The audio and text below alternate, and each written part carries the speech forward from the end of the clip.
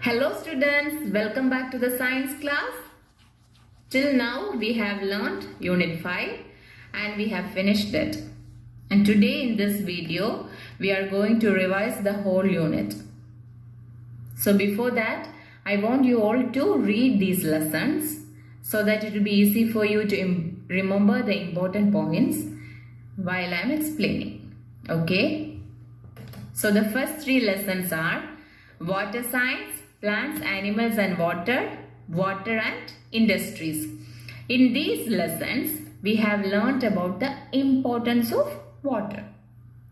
Water is the most common substance on earth. And we know that it covers most of the world. About 3/4 of the earth is covered by water. And 97% of it is oceans. And it is seawater, salt water. And we can't make use of it. 2% is glacier and ice. Only 1% is fresh water and usable. Okay. In this lesson we also learned the name of 5 great oceans. What are they? Arctic Ocean, Atlantic Ocean, Southern Ocean, Indian Ocean and Pacific Ocean. In the next lesson we have learned about how plants and animals are making use of water, especially those in desert places, because in these places the land will be very dry and water will be scarce. So these cactus, they are having long roots that spread far to absorb the water, and to store the water they have very thick stem, and to protect the stem, they have spines over the body. They have spines to protect plants from being eaten by animals. And about camels, we know that a camel is able to go for long periods without water to drink. And when it gets water, it will drink about 100 to 150 liters of water. And it will store this water for a very long period. And in the next lesson we have learned how industry is making use of the water. Industries uses vast quantities of water. As countries become more industrialized, the amount of water they use increases considerably. Most of this water comes from lakes and rivers.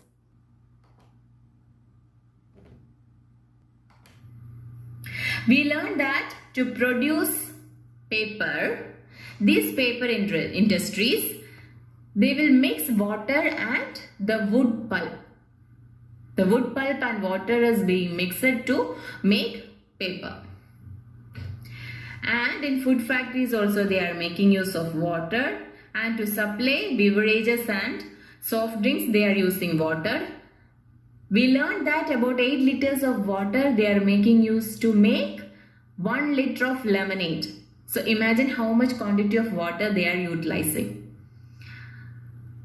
And also in factories and industries they are using this water as a cleaning agent to clean the factories, and also it is using as a cooling agent. How?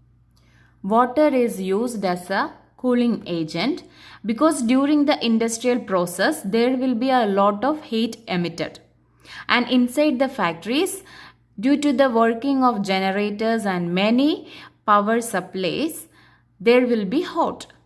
To control this we are using water, because water acts as a medium to absorb heat.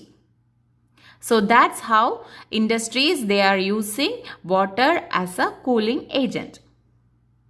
And they are using a vast amount of water for this purpose.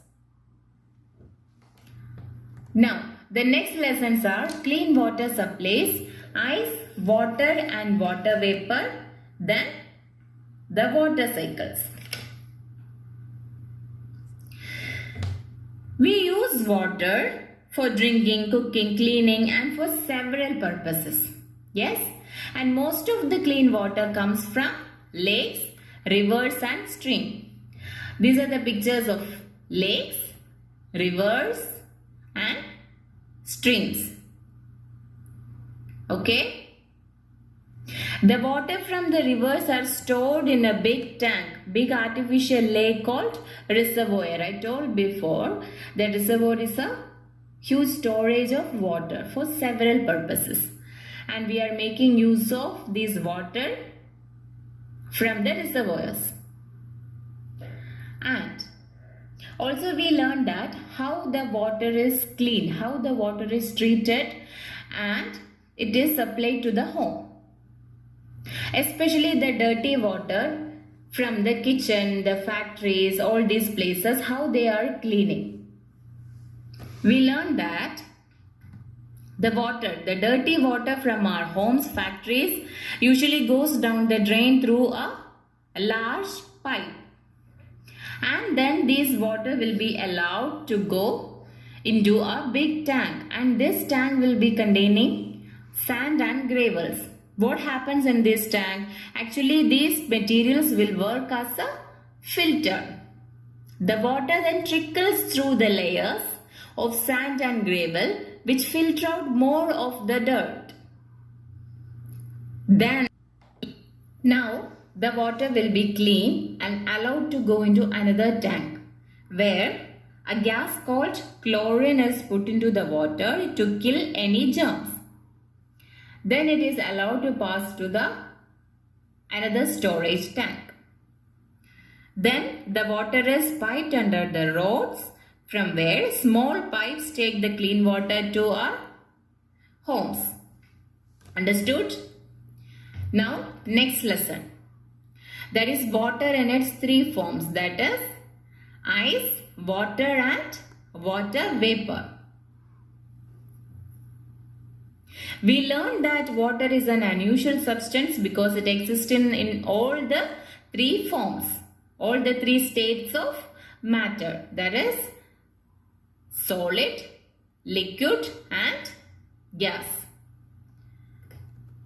Now we learned the process evaporation, condensation. What is evaporation and condensation? When the water vapor is allowed to cool, it will change to water, that is in the form of liquid. That process is called condensation. So what is condensation? When water vapor is allowed to cool down, it will change to water. That process is called condensation. And what is evaporation? When this water is allowed to heat, allowed to get hot, then it will convert to water vapor. That is called evaporation. Understood evaporation and condensation? Then we all know that when ice is allowed to heat or allowed to get hot, it will melt. It will melt and form water, that is in the liquid state. And when liquid is allowed to freeze, and the freezing point is 0 degrees Celsius. And in this point, it is allowed to freeze, it will change to the form solid, that is ice. Understood? Now water cycle. Because of the process evaporation and condensation, water cycle occurs. And it is a balancing of nature. It's a way of balancing the quantity of water present in the nature. The water present in the water bodies will be evaporated and converted to water vapor. When the water vapor reaches above the sky, which is very cold, the water vapor is allowed to cool and again form back to water. And it comes down as rain. And it will continue as a circle. This is called water cycle. Now the next lesson is irrigation and polluted water. What is irrigation? We learned that irrigation is an artificial way of supplying water to the plants for the betterment of agriculture and profit. Okay? It is a supplying of water in an artificial way. Artificially, we are supplying the water to the crops from the water bodies. Understood? Now, Dams and reservoirs. We learned that reservoirs are huge storage of water that is used for several purposes, including irrigation and hydroelectric power. What are the effects of dams and reservoirs? These dams and reservoirs, which are very huge, if the water content or water quantity will be high, flood will occur and it will destroy the lives and property. Now we learned about polluted water. Water pollution we learned. How water gets polluted. Pollution means the contamination of water. See, the factories are dumping wastewater to the water bodies. So that causes water pollution. Also dumping the plastic and sewage waste into the water bodies will cause water pollution, and this will really affect the marine life. Then what we learned?